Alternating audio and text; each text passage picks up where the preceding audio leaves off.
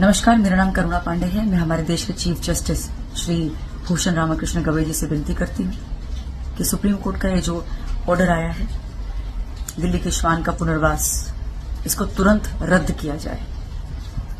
हम संगठित तौर पर इस निर्णय का बहिष्कार करते हैं सर, क्योंकि ये निर्णय अमानवीय है और प्रयोज्य भी नहीं है। न ये निर्णय मानवता दर्शाता है और न ही सूझबूझ और न ही समझ, बल्कि संकीर्ण सोच और व्यक्तिगत क्रोध को दर्शाता है। इस तरह से निर्णय नहीं लिए जाते। जिन पशुओं को आप ही द्वारा अधिकार दिए गए हैं उन्हीं का आप हनन करेंगे तो ये बात बिल्कुल गलत हो जाएगी और गलत उदाहरण सेट करेगी।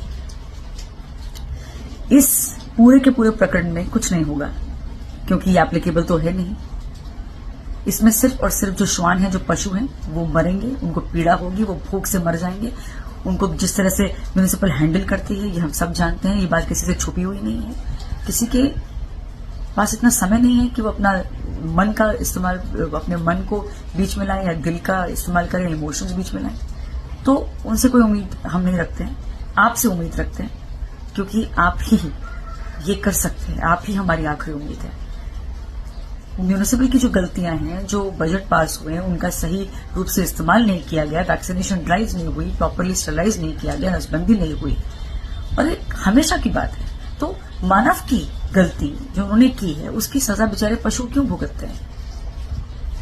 अगर मैक्सिमम बलात्कार होते हैं दिल्ली में तो इसका अर्थ ये नहीं निकलता है कि सारे के सारे आदमियों को उठाकर पटक दिया जाए कहीं पर। वैसे ही अगर कुछ बाइट केसेस होते भी, इसका अर्थ ये नहीं कि सारे के सारे श्वानों को यहां से हटा दिया जाए। जो लोग डंडा लेकर घर से निकलते हैं, जिनके पास इतनी हिम्मत है, इतना समय है कि वो डंडा लेकर हाथ में निकलते हैं, चिढ़ लेकर, अपने मन में नफरत लेकर निकलते हैं, वो एक बिस्किट का पैकेट लेकर भी निकल सकते हैं। उतना ही समय लगता है, बल्कि उससे कम। फिर उसके बाद देखिए आप कि श्वान का आपके प्रति, पशु का आपके प्रति क्या रवैया रहता है। वो आपके गार्ड बन जाएंगे, आपके दोस्त बन जाएंगे, जीवन भर उस एक बिस्किट के लिए पूरी की पूरी अपनी वफादारी निभाएंगे। इस प्रकार की स्पीशीज, इस प्रकार की इस जो भी प्रकृति की जो ये रचना है, उसको आप इस पीड़ा में धकेल रहे हैं। ये बिल्कुल भी मान्य नहीं है सर, बिल्कुल भी नहीं। प्लीज, हमें आपसे बहुत उम्मीद है। आप ही हैं जो इस निर्णय पर स्टे ऑर्डर ला सकते हैं। हमारे हाथ जोड़कर विनती है, हर भारतीय की आवाज है सर। आशा है कि ये मेरी आवाज, ये मेरी बात आप तक पहुंचेगी। जय हिंद, जय भारत।